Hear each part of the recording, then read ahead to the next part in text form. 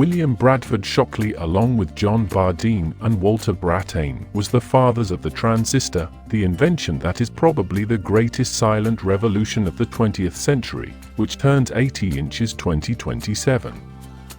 The operation of the vast majority of the equipment we use on a daily basis, including televisions, mobile phones and computers, is based on the properties of the transistors with which they are built. It is often said that the transistor represents for the 20th century what the steam engine meant for the 19th century.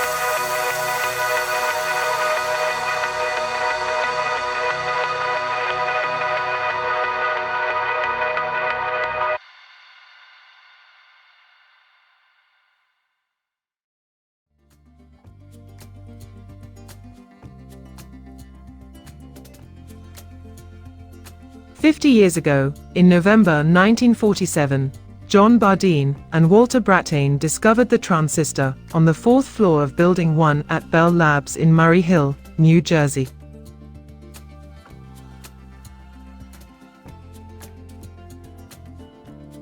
"50 years later, the authors are still working with silicon, but it is a very different silicon effort. Currently, with the silicon optical bench, they are trying to integrate optical components the way transistors have been over the last 50 years. So, silicon technology is still progressing.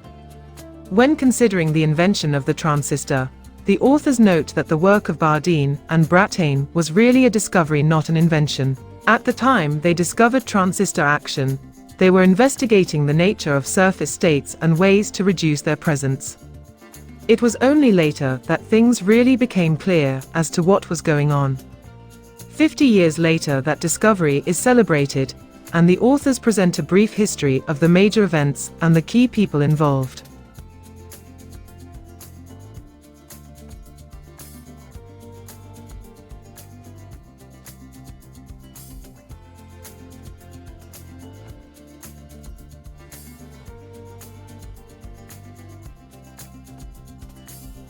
In 1945, the laboratory director, Mervyn J. R. Kelly, put Shockley in charge of a semiconductor research group with the idea of developing an amplifier device based on those materials.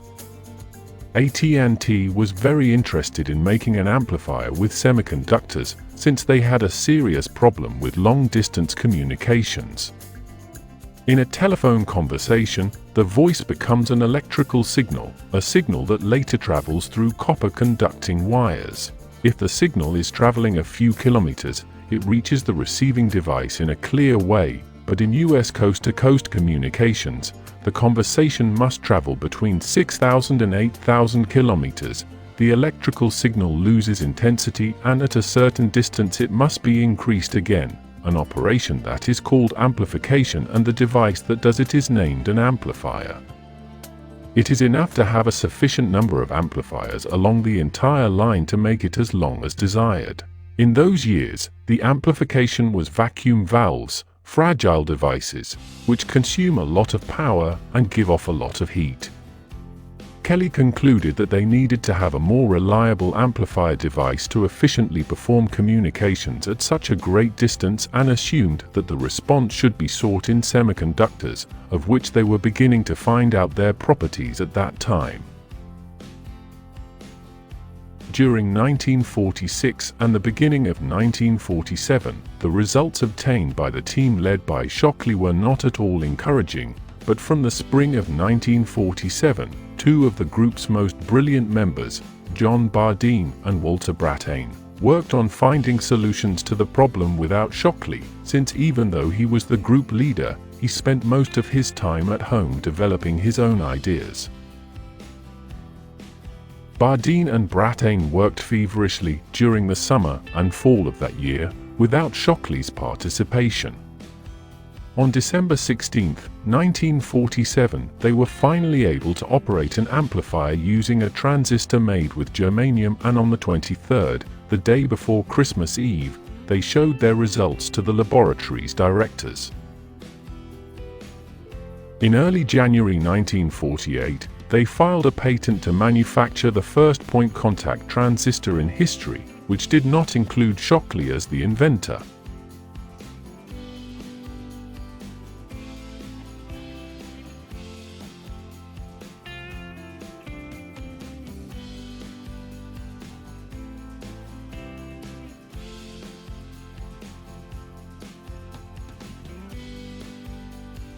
A plastic wedge secured two gold contacts to the first transistor's germanium surface. Voltage applied to one contact modulated the current flowing through the other, amplifying the input signal up to 100 times. Furious, as it annoyed him that he was not involved in the discovery. In analyzing the device devised by them, Shockley sensed that it would be difficult to manufacture in large quantities with sufficient reliability, since it was physically weak. Shockley locked himself in his house again. He came up with a transistor that was different from the point contact one, named the junction transistor, and submitted another patent on January 23 the following year, 1948, 9 days after the date on which Bardeen and Brattain submitted theirs.